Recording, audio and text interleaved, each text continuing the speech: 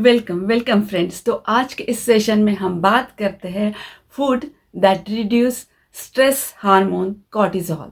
So friend, stress को manage करना बहुत सारी चीज़ों पे डिपेंड करता है, जैसे कि हमारी स्लीप की क्वालिटी कैसी है, हमारी एक्सरसाइजेस, हमारे रिलेशनशिप और हमारी हेल्दी बाउंड्रीज, और बहुत ही महत्वपूर्ण कि हमारा डाइट किस तरह का है, किस तरह का बैलेंस डाइट हम खाते हैं। ये हमें हमारे स्ट्रेस मैनेज करने में हेल्प करता है।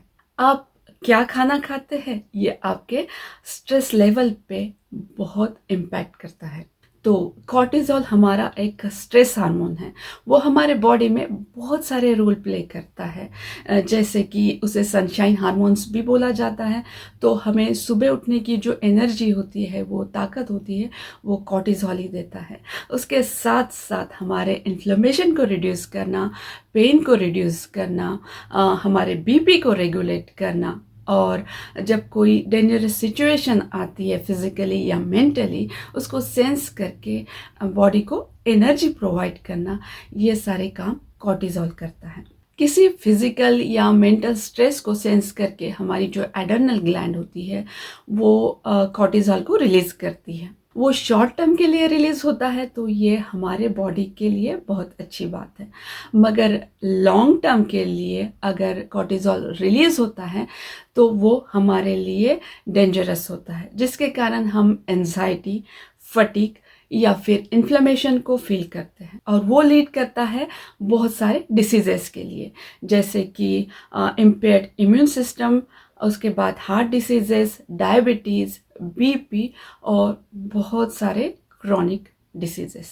तो इसके बारे में जब साइंटिस्ट रिसर्च कर रहे थे कि किस तरह का खाना हमारे स्ट्रेस हार्मोन पे इम्पैक्ट करता है, तो उन्हें पता चला कि sad diet means processed food, जिसमें बहुत ज़्यादा कार्बोहाइड्रेट होता है, शुगर होता है और फैट होता है, इस तरह का खाना जो लोग खाते हैं वो बहुत जल्दी स्ट्रेस रिस्पॉन्स में आ जाते हैं, रादर देन वो पीपल की जो बैलेंस डाइट लेते हैं, जिनके खाने में प्रॉपर बैलेंस होता है। तो इस तरह से हम हमारे डाइट में चेंज करके या एंटी इन्फ्लेमेटरी डाइट लेके हमारे स्ट्रेस हार्मोन्स पे इम्पैक्ट कर सकते हैं या उनको कंट्रोल कर सकते हैं। तो इन्फ्लेमेशन हमारी बॉडी का प्राइमरी स्ट्रेस रिस्पॉन्स होता है। हमारी इम्यून सिस्टम किसी डेंजर को या स्ट्रेस को सेंस करके माइक्रोफाजेस या साइटोकाइनिन्स को भेजती है पैथोजन को किल करने के लिए, जिसमें हमारे कुछ अच्छे टिश्यूज़ भी डैमेज हो जाते हैं, हर्ट हो जाते हैं, जिसके कारण हमारी बॉडी हमेशा क्रॉनिक स्ट्रेस को फील करती रहती है, और उसका रिजल्ट होता है इन्फ्लेमेशन। और जब ये इन्फ्लेमेशन बढ़ने लगता है या लॉन्ग टाइम के लिए होता है, तो वो प्रोसीड करता है लीकी गट के लिए। सो फ्रेंड, जब हम ऐसा खाना खाते हैं जो इन्फ्लेमेशन को ट्रिगर करता है, तो इनडायरेक्टली हम हमारे बॉडी के स्ट्रेस रिस्पॉन्स को ट्रिगर करते हैं। तो ये आपके हाथ में है कि आप ऐसे खाने को चुनें जो आपके स्ट्रेस हार्मोन्स को, कॉर्टिजोल को रिड्यूस करे।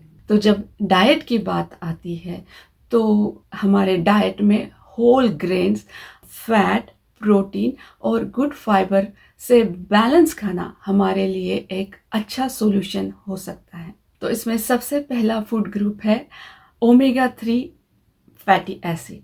सो बहुत सारे हमारे पास फूड्स होते हैं जिसमें ओमेगा 3 फैटी एसिड होता है।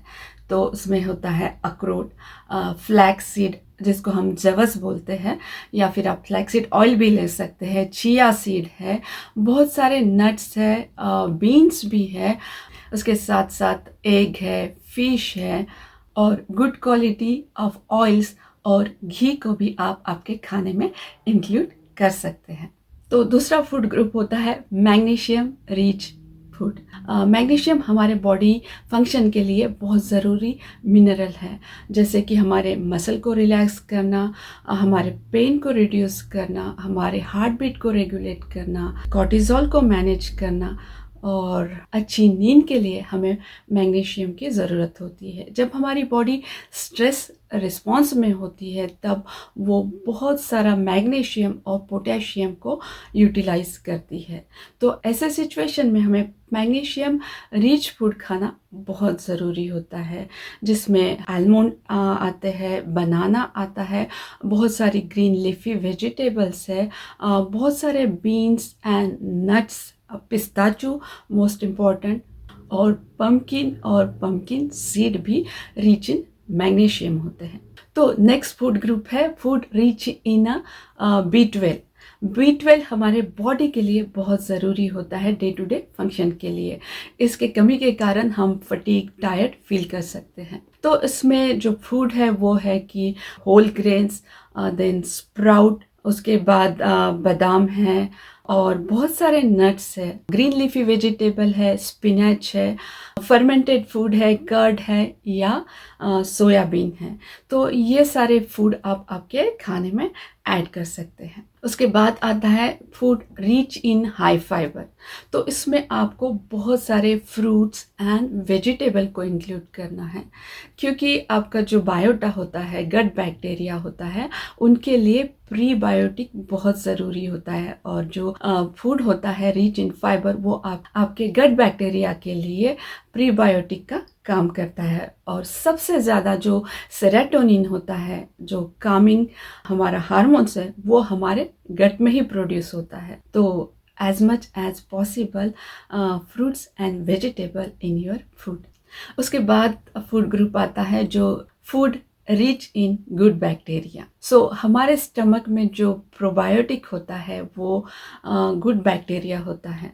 सो हम जब फर्मेंटेड फूड खाते हैं या फिर दही या बटर मिल्क खाते हैं या बहुत सारे पिकल्स आते हैं हमारे तरफ, जो हमारे गट के लिए प्रोबायोटिक का काम करते हैं। तो जब आप इनको खाते हैं तो आपका गट बैक्टीरिया हेल्दी हो जाता है। और फिफ्थ ग्रुप है वाटर। आप as much as possible means आपकी जितनी ज़रूरत है उतना पानी ज़रूर पीजिए। आपको कभी भी डिहाइड्रेट या, क्योंकि बॉडी फंक्शन के लिए पानी की बहुत ज़्यादा ज़रूरत होती है, तो आप ज़्यादा से ज़्यादा पानी पीजिए जितनी आपकी ज़रूरत है। और सबसे लास्ट है कि आप ऐसी चीज़ें जो स्ट्रेस को ट्रिगर करती है, जैसे कि शुगर है, अल्कोहल है, प्रोसेस फूड है, food rich in very high fat and carbohydrate है, उन सारे चीज़ों को आप अवॉइड कीजिए। सो फ्रेंड, मैं आशा करती हूँ कि ये वीडियो आपको हेल्पफुल रहेगा। So please subscribe to my channel और फिर मिलते हैं ऐसे ही एक वीडियो में। तब तक के लिए बाय एंड थैंक यू।